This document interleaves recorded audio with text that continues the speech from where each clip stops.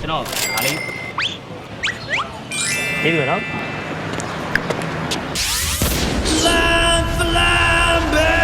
အချို့သားဆုံးဈေးနှုန်းနဲ့မြန်ဆန်တဲ့အင်တာနက်ကိုကြားနေမှာကဲဘာလို့သေးလဲ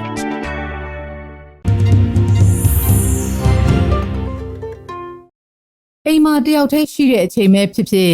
မိသားစုမိတ်ဆွေတငယ်ချင်းတွေအတွက်ချက်ကျွေးခြင်းလိုပဲဖြစ်ဖြစ်လောက်ရတာလွယ်ပြီးစားလို့ကောင်းတဲ့ဘိတ်ကကြီးကိုက်ကြော်နီးလေးပြောပြကြပါမယ်ရိုးရိုးကကြီးကိုက်နဲ့ဘိတ်ကကြီးကိုက်ဘာတွေကွာလဲဘိတ်ကကြီးကိုက်ကြော်ဖို့ပထမဆုံးဒဲအိုးပူအောင်ထားပြီးစီထည့်ပါစီကျက်ရင်တော့အနံ့မှုအောင်စက်သွန်ပြူနဲနဲနဲ့အတူကိုယ်စိတ်ကြိုက်အသားကိုကြက်အောင်ကြော်ရပါမယ်ပြီးရင်တော့ကကြီးကိုက်မုံသားနဲ့ပဲပင်ပေါက်ထည့်ပြီးကိုလိုအပ်တဲ့အတိုင်းတာအရ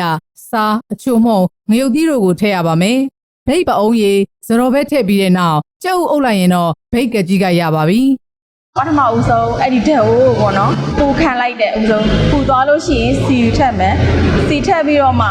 ကိုလိုတဲ့အသားလေးပေါ့အဲ့ဒါကြက်သားလို့ရင်ကြက်သားဝက်သားလို့ရင်ဝက်သားပင်လင်းစားလို့ရင်ပင်လင်းစားပေါ့အဲ့ဒါလေးရင်ထက်လိုက်မယ်ပြီးလို့ရှိရင်ကြက်အောင်ကြော်လိုက်မယ်ကြက်အောင်ကြော်ပြီးလို့ရှိရင်မွေးသားအောင်ဆိုပြီးတော့အဲ့ဒီထဲကိုကြက်သွန်ပြူလေးနည်းနည်းထက်မယ်နောက်ပြီးလို့ရှိရင်စားလေးရတာနည်းနည်းလေးထက်မယ်ပြီးရင်အရင်လုံးလိုက်မယ်လုံးပြီးတော့မှအဲ့ဒီအပေါ်ပဲ့မပေါင်လေးထက်မယ်ပြီးရင်ကက်ကြီးကိုက်မုတ်သားလေးထက်မှာပေါ့ပြီးတော့မှကိုလိုတဲ့ကက်ကြီးကိုက်တပွဲတပွဲစားပေါ့နှစ်ပွဲဆိုနှစ်ပွဲစားပေါ့ကိုလိုတဲ့အတိုင်းတာလေးနဲ့စားလေးချုံမုံလေးငရုတ်သီးလေးထည့်တာပေါ့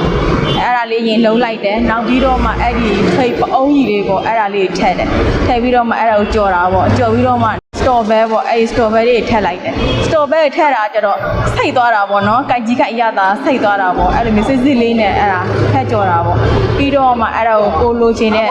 အပေါ်ကနေပြီးတော့ကြည့်ဥဆိုကြည့်ဥဘဲဥဆိုဘဲဥအဲ့ဒါလေးနဲ့အုပ်လိုက်တာပေါ့အဲ့လိုမျိုး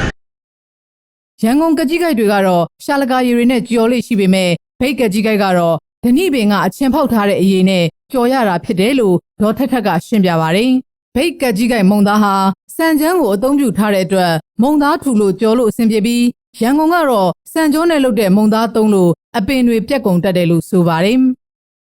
ဒီရန်ကုန်ကကြတော့